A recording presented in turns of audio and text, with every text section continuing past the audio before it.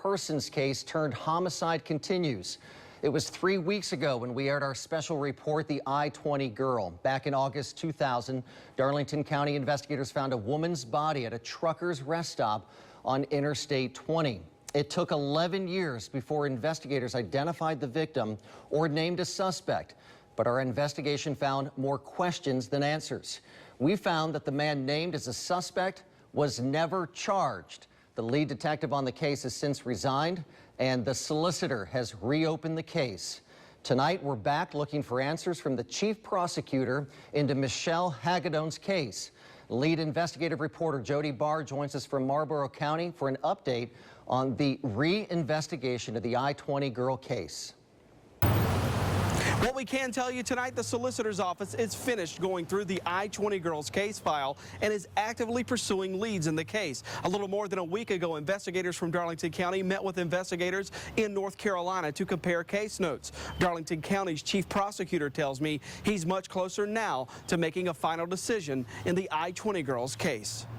For 14 years, the I-20 girl case file sat inside a file cabinet at the Darlington County Sheriff's Office, turning cold. The man responsible for the case, Sheriff's Captain Andy Locklear, never got a murder warrant from the man accused of killing the woman. That changed the day after we interviewed the I-20 girl's mother. The next business day, Locklear went to a judge and swore out a murder warrant for accused killer John Wayne Boyer. Locklear promised to do that nearly 3 years before, but never did until we started questioning him about it. We started digging. They rushed over to the judge's chambers, got an arrest warrant, told the judge that they got new information in the case, which we know 2011 is when they got that. You were the new information. You're the one who was the new information because they knew it. They thought they knew everything. They were covering up. Disappointed in their integrity. The fact that he waited 2 years and 7 months to take care of that, to get that warrant, what does that tell you was going on with this case? Some sort of cover-up. You know, somebody hadn't been truthful. Somebody was lying big time. We tried to contact former Sheriff's Captain Andy Locklear after his resignation, but we had no luck. We even reached out to sources to try to track down Locklear, but still nothing. We also reached out to Darlington County Sheriff Wayne Bird for an explanation as to what happened with this case. As of this report, Wayne Bird hasn't returned a single message. Kathleen Applegate thought the man Darlington County investigators accused of murder, in fact, killed her daughter. The problem is there still isn't a murder warrant or an indictment inside the Darlington County Courthouse. To this day, the Darlington County Sheriff's Office has not charged anyone with killing Michelle Hagedorn. And I just had a lot of faith in that Andy Locklear. No more. When that man resigned, I knew he had done extremely wrong. And I could just cringe. Do you believe at this point you could trust Darlington County to? No. I don't. I'm very angry at those people. You know, they're very lax about what they've done. Why did it take so long? Why didn't they do their job in the proper time frame? Why did they do what they did? During our initial investigation, we went to Darlington County Solicitor Will Rogers to find out what the holdup was in the prosecution. Rogers told us then that 14 years later, he had never seen the Michelle Hagedorn case file. He also could not tell us whether anyone would ever face charges in the case. That changed the day after this interview. Rogers got the file from the Darlington County Sheriff's Office and started going through it. Till we get all the evidence in, I can't give you a true evaluation on the strength of the case. The chief prosecutor in Darlington County has never seen the case file for your daughter until we interviewed him last week and he made that promise that he would go and get it. The officials have not done what they're supposed to do. This man, wouldn't he be curious to know what happened to the I-20 girl? It was on TV a lot. And he never followed up on the next person in this line. Nothing has been done. The solicitor did not give us a time frame on how long his review could take. Rogers acknowledged during this interview this was not the way they should handle murder cases. The one bit of relief for Michelle Hagedon's family, they now know where she is and have a place to visit her. It's in a quiet cemetery 10 miles away from where she lost her life. What would you say to everybody involved in the prosecution end of this case now, knowing now what you did not know then? Be honest to yourself. Do your job. Don't lie. Don't hurt any more families. The solicitor tells me there was much more follow-up investigation needed with this case file, and that is happening right now. Coming up after the break. Investigators know getting a conviction in the I-20 girl case is tough. When it comes down to his DNA, you know, other than the bluff that I used to say what I said to get that information from him, you don't have a whole lot. And the man who investigators think was with the accused I-20 girl's killer goes on the record with us. Right about where that black car is now, that's where she was at. Welcome back. The family of a woman murdered and dumped at a Darlington County rest area in 2000 wants answers tonight. The killing happened 14 years ago. In 2011, deputies say a trucker confessed, but Darlington County never pressed charges in the I-20 girls case. We dug into law enforcement's investigation and found troubles with this case from the start. Our lead investigative reporter, Jody Barr, joins us from the Darlington County Courthouse with more. The first problem prosecutors admit they'll face if this case ever gets to trial here at the Darlington County Courthouse is that confession investigators claim they got in 2011 does not match the facts of the crime scene. Another problem, investigators 2 years and 8 months ago named a killer in this case, but they've never charged that man. That sheer lapse of time, the prosecutor admits, could make proving this case beyond a reasonable doubt very difficult. John Wayne Boyer, a serial killer? That's what Darlington County Sheriff's Captain Andy Locklear called him in 2011 when Locklear announced he had a killer in the I-20 girls case. Problem is, Locklear never charged Boyer. Has he been indicted here in Darlington County? He has not been indicted in Darlington County. Locklear eventually got a murder warrant for Boyer 1 week before we aired our first investigation. Locklear resigned the day after this interview. Locklear claimed he got a confession from Boyer, who's serving time in a North Carolina prison on a murder plea in a separate case. The former captain told us Boyer admitted he picked up Michelle Hagedon and paid her for sex. The pair, according to Locklear, got into an argument. You know, it was a deal to where they, you know, she was going to turn him into the police and say that he had raped her and wanted more money. She was trying to, exploit money from him, is what he said, and he said, I got mad and I killed her.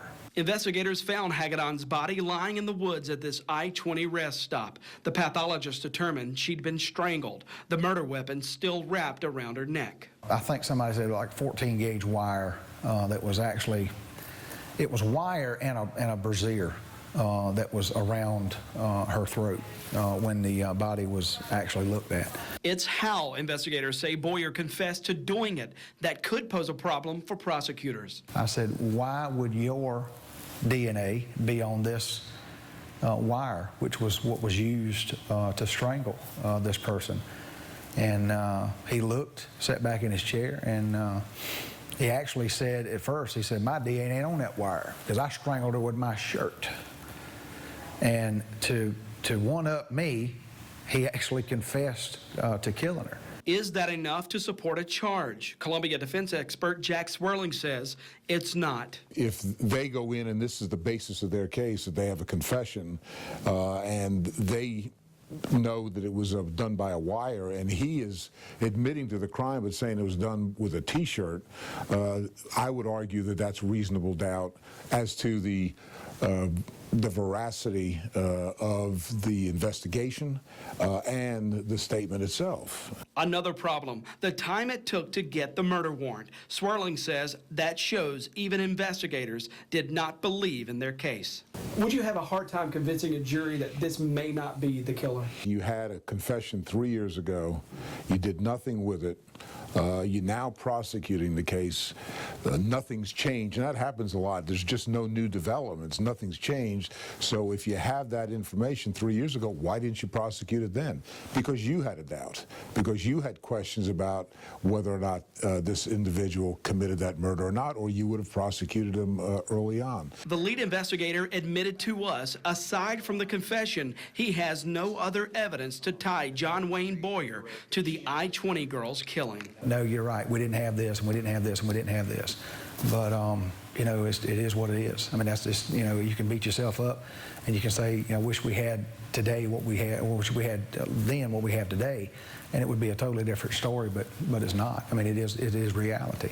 But that's not what Andy Locklear told Hagedorn's mother in 2011 when he told the public he was working on a murder warrant then. If John Wayne Boyer is never prosecuted in Darlington County for your daughter's murder, will justice have been served for you? No. No. That police department did not do their job.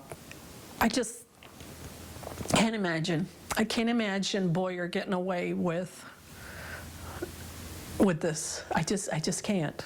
During our investigation, we ran across a man Darlington County investigators haven't talked to in 14 years since Michelle Hagedorn was murdered and her body dumped here at these woods at this I-20 rest area. This man worked with John Wayne Boyer around the time investigators believe Michelle Hagedorn was killed in August of 2000. This man, according to investigators, tells a story that puts Boyer and Hagedorn together hours before she lost her life. Right about where that black car is now, that's where she was at. This is Jonathan Threet. In 2000, he worked with Boyer at a trucking company near Wilmington, North Carolina. The men drove together in separate trucks, hauling nails and fasteners to Texas. Threet told North Carolina investigators this story in 2011. Whenever we got to this point in South Carolina, the 192 mile marker, I spotted a car broke down. It was a little girl in a car, and she was standing on the opposite side. And she was standing up against that guardrail up there, if you can see that guardrail. That's when Threet says he got on the CB radio to warn Boyer of the car and the girl. I said, look, there's a car broke down up here. And when I looked back in the mirror, he was putting on brakes.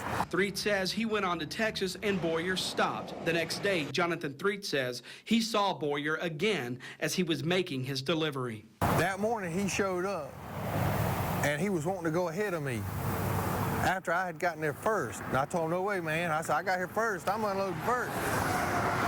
But he was all agitated, and I seen his forehead was sweating. And when I come back through from Texas 2 days later, her car was still sitting there. Threet says he told that same story to a Brunswick County, North Carolina investigator in 2011.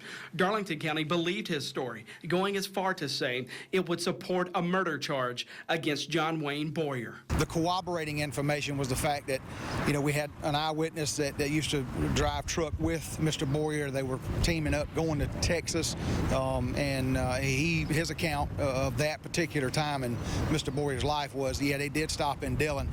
He went on to Texas. Boyer stopped in Dillon, which corroborated some of that information. The Darlington County investigators never made the trip to get that testimony for their murder case. Have you personally, or anyone from the sheriff's office here, spoken with this individual? No, I have not. The North Carolina official spoke with him up there. They thought something was going on for 3 years. There are no charges. Darlington County hasn't made the trip to North Carolina to investigate this, to be on the ground there, to try to really get the evidence, get the indictment, and solve the case. What can you say to them today, knowing now there are no charges and you all haven't made that trip to North Carolina? I would say to the family that the process is a lengthy time. It just takes time to get through this process. Our next line of questioning led us here to the Darlington County Sheriff's Office. We wanted to know from Sheriff Wayne Bird how this happened. What did the county's top law enforcer do to be sure his department properly handled this investigation so justice could be served? Days before our initial investigation, we sent the sheriff this email. He never responded. Days later, we sent the sheriff a follow-up email. Again, Wayne Bird never answered it. We even left a business card on his police truck door at the sheriff's office. Sheriff Bird never responded. Days later, we went back to the sheriff's office and left another message. To this day, Sheriff Wayne Bird has not responded to any of our requests for an interview. Well, the county's chief prosecutor told me he's sending investigators out to conduct brand new interviews in this case. He's also sending investigators from here in Darlington County to Tennessee. They want to look at a murder case there that John Wayne Boyer's already charged in. We don't know right now, though, if this I-20 girl case will ever make it here to trial or if anyone will face charges in it. The prosecutor told me he'll make a final decision on that very soon. In Darlington County, Jody Barr, WIS News 10. For a look back at all of our stories on the I-20 Darlington girl, head to WISTV.com.